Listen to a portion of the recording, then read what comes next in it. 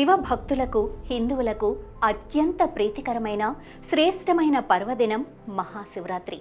హిందూ శాస్త్రాల ప్రకారం మాఘమాస కృష్ణపక్షం చతుర్దశి తిథిన మహాశివరాత్రి వస్తుంది. అయితే మహాశివరాత్రి రోజున లింగోద్భవ కాలం చాలా ముఖ్యమైనది. అన్ని శివాలయాల్లో ఆ రోజు రాత్రి 11 గంటలకు లింగోద్భవాన్ని ఘనంగా నిర్వహిస్తారు. ఈ సమయంలో లింగ దర్శనం, స్వామివారికి చేసే అభిషేకాలను దర్శించుకుంటే మహాపుణ్య ఫలం సిద్ధిస్తుందని విశ్వసిస్తారు. అసలు లింగోద్భవ కాలం అంటే ఏంటి? లింగోద్భవ కాలం వెనుక ఉన్న కథ ఏంటి? దాని ప్రత్యేకత ఏంటి? లింగోద్భవ సమయంలో శివ పూజ ఎందుకు చేస్తారో ఇప్పుడు చూద్దాం. శివుడు స్వయంగా లింగ రూపంలో అవతరించిన సందర్భాన్ని లింగోద్భవ కాలం అంటారు. స్కంద పురాణ గ్రంథాల ప్రకారం మాఘమాసం కృష్ణపక్షం చతుర్దశి తిథి అర్ధరాత్రి వేళ లింగోద్భవం జరిగినట్లు చెబుతారు. అదే రోజును మహాశివరాత్రి పర్వదినంగా పాటించటం ఒక సాంప్రదాయం. పురాణాల ప్రకారం ఒక మహాప్రళయం తర్వాత విష్ణువు బ్రహ్మదేవుడు మధ్య అహంకారం తలెత్తి అది చివరకు ఎవరు గొప్పో తేల్చుకునే వరకు వెళ్ళింది. ఏకంగా యుద్ధానికి దారితీసింది. ఇరువురు ఒకరిపై ఒకరు పాశుపతాస్త్రాలను ప్రయోగించుకున్నారు. దీంతో పరమశివుడు మరోసారి ప్రళయం రాకూడదని వీరిద్దరి అహంకారాన్ని పోగొట్టడానికి 2 అస్త్రాల మధ్య ఆది మూలం తెలియరాని విధంగా మహాగ్ని స్తంభంగా ఆవిర్భవించాడు. అందులో నుంచి అందరికీ దివ్య దర్శనమిచ్చాడు. అదే శివలింగం. ఇది మాఘ బహుళ చతుర్దశి నాడు అర్ధరాత్రి సమయంలో జరిగింది. కావున ఆ సమయాన్ని లింగోద్భవ కాలం అంటారు. ఆ తర్వాత మహాశివుడు మహాగ్ని స్తంభం ఆది అంతాలను కనుగొనమని బ్రహ్మ విష్ణులకు సవాలు విసురుతాడు. జ్యోతిర్లింగం అడుగు భాగాన్ని తెలుసుకునేందుకు వరాహ రూపంలో విష్ణుమూర్తి, ఆది భాగాన్ని తెలుసుకునేందుకు హంస రూపంలో బ్రహ్మదేవుడు వెళ్తారు. కానీ కనుగొనలేక చివరకు పరమేశ్వరుణ్ణి శరణు వేడుకుంటారు.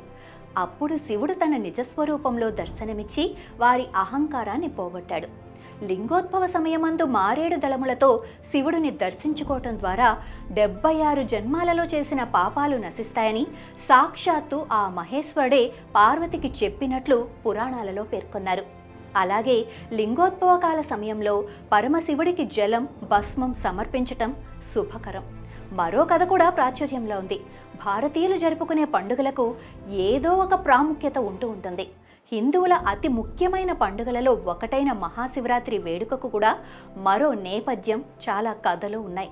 శివరాత్రి అంటే శివుడు పార్వతీదేవిని వివాహం చేసుకున్న రోజు అని కూడా చెబుతారు. అలాగే దేవతలు రాక్షసుల మధ్య సముద్ర మథనం జరిగినప్పుడు విషం ఉద్భవించినప్పుడు శివుడు దానిని తాగాడు. శివపురాణంలోని మరో పురాణం ప్రకారం పార్వతి ఒక రాత్రంతా అతని గొంతు నుంచి విషం బయటకు పోకుండా ఉంచిందని చెబుతారు.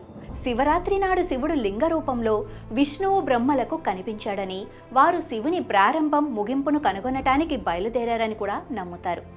కైలాస నివాసి శివుడికి శివరాత్రి అత్యంత ప్రియమైన రోజు.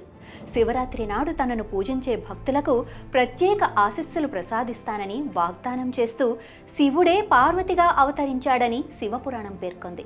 మాఘ బహుళ చతుర్దశి రాత్రి శివుడు పార్వతిని వివాహం చేసుకున్నాడని చెబుతారు.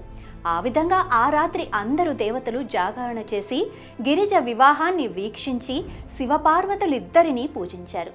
జాగరణ వ్యవస్థ ఆచరణలోకి వచ్చిన విధానం ఇలాగే ఉందని పండితులు చెబుతారు. ప్రతి సంవత్సరం మాఘమాసంలో కృష్ణపక్ష 4వ రోజున శివుడు పార్వతితో కలిసి రాత్రిపూట భూమిపై తిరుగుతూ అన్ని మొక్కలలోకి లింగాలలోకి పరివర్తన చెందుతాడు. శివరాత్రి తనను పూజించే వారి పాపాలు క్షమించబడతాయని శివుడు స్వయంగా చెప్పాడని ఒక గ్రంథం ఉంది. తెల్లవారుజామున నిద్రలేచి స్నానం చేసి ఉపవాసం ఉండి శివాలయాలను సందర్శించి రాత్రంతా మేల్కొని శివుణ్ణి పూజిస్తే అన్ని కష్టాలు తొలగిపోతాయని నమ్మకం.